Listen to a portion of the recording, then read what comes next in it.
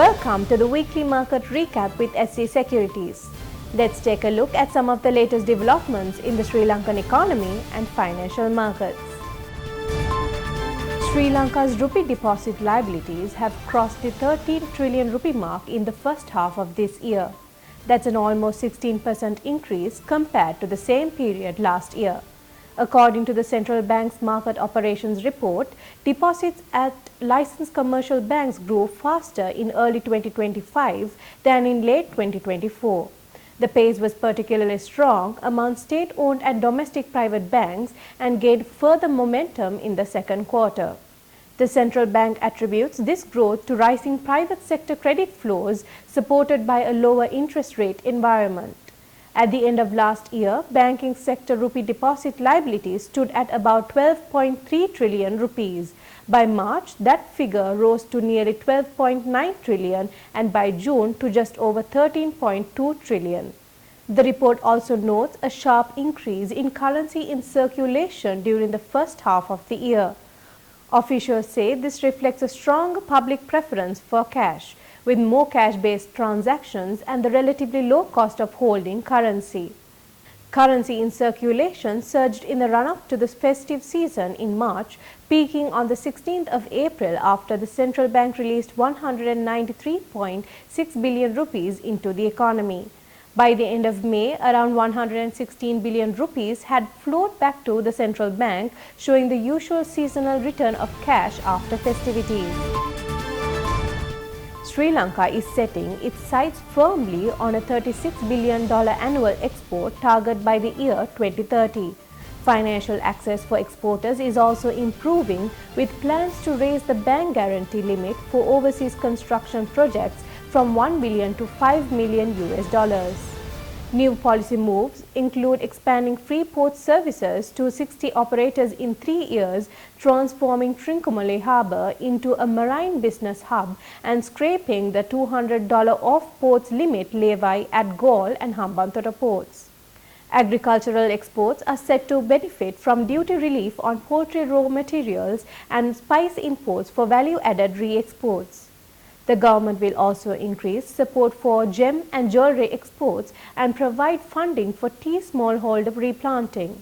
In the coconut industry, targeted imports and plantation expansion in the north aim to push export earnings to $2.5 billion US by 2030. Other reforms will remove ban restrictions in pharmaceuticals, speed up the removal of the 18% VAT on packaging materials, and promote renewable energy use among high-power consuming exporters. Sri Lanka's exports grew by nearly 7% in the first half of this year, reaching $8.35 billion US. Merchandise sales climbed up to $6.5 billion US, while services exports surged over 11% to $1.86 billion. Coconut-based products rose more than 32%, with apparel and textiles up 8%. Key markets including India, the Netherlands, Hong Kong and Singapore all posted double-digit growth. Sri Lanka's foreign remittances have seen a sharp rise in July.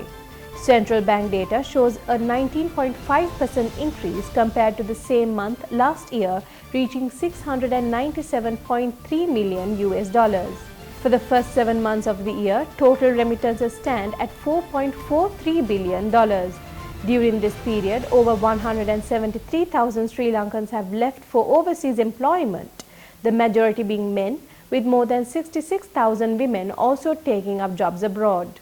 The Sri Lanka Bureau of Foreign Employment expects the full year figure to reach $7 billion. The Bureau's chairperson, Kaushala Wickramasinghe, said several initiatives are underway to send more qualified and skilled workers overseas, with an estimated 300,000 departures projected for this year. The government is also expanding opportunities in Japan, South Korea and Israel through agreements signed with these countries. Mr. Wickramasinghe acknowledged the vital role of licensed employment agencies and the determination of Sri Lankan working abroad, noting their significant contribution to strengthening the nation's economy. Sri Lanka's agricultural sector showed mixed performance in June. Central bank data reports higher production of paddy and coconut, but notable drops in tea, fish and rubber. For the 2025 yellow season, paddy production is forecast at 2.19 million metric tons, an increase of nearly 11% compared to last year's yellow season.